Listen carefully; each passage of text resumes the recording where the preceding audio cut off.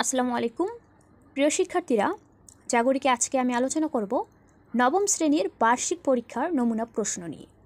শিক্ষার্থীরা, বার্ষিক পরীক্ষায় শিল্প ও সংস্কৃতি এই বিষয়ের তোমাদের প্রশ্ন কেমন হবে সেটাই আমি আজকের এই ভিডিওতে দেখাবো। শিক্ষার্থীরা, এটি হচ্ছে তোমাদের বার্ষিক পরীক্ষার নমুনা প্রশ্ন। বার্ষিক পরীক্ষায় শিল্প ও সংস্কৃতি এই পরীক্ষার দিন তোমরা ঠিক এরকম প্রশ্ন পাবে। এই পরীক্ষাটি হবে 100 নম্বরের, এর জন্য তোমরা সময় পাবে 3 ঘন্টা। শিক্ষার্থীরা, এই প্রশ্নটি দুইটি বিভাগে বিভক্ত।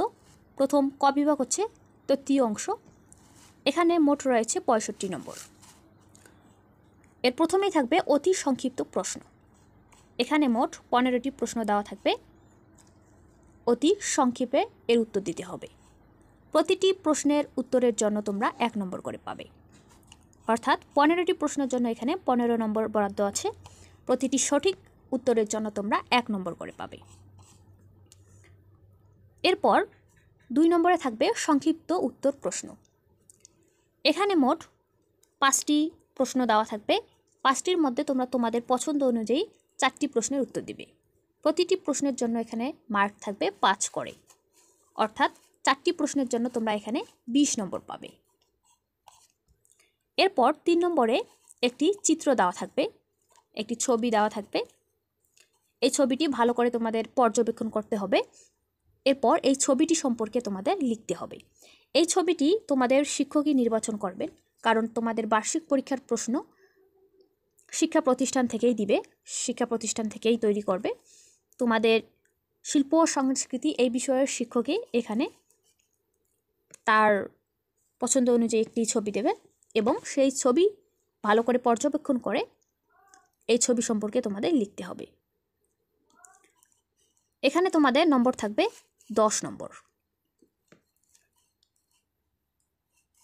এই ছবিতে যে বিষয়গুলো বিবেচ্য বিষয় সেগুলো হচ্ছে ছবির বিষয়বস্তু সঠিকভাবে পর্যবেক্ষণ করে লেখা, এজন্য পাবে 2 নম্বর।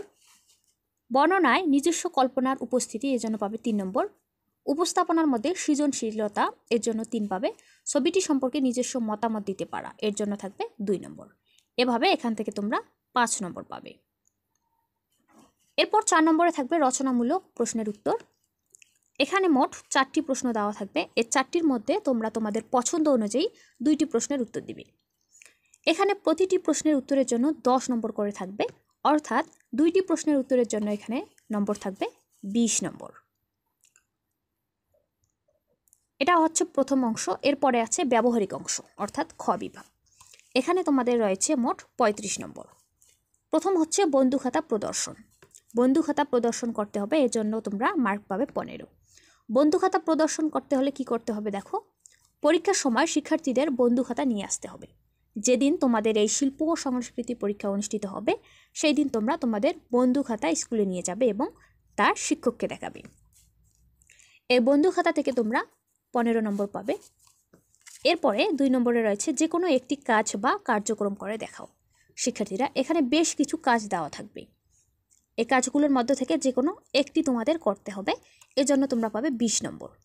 যেমন এখানে যে কাজগুলো দেওয়া আছে, বাংলাদেশের ঋতুভিত্তিক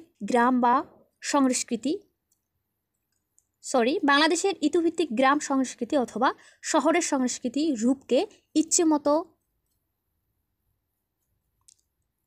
একে রং করবে, অথবা লোকগান, লোকনৃত্য, লোকনাট্য ও অভিনয় করবে।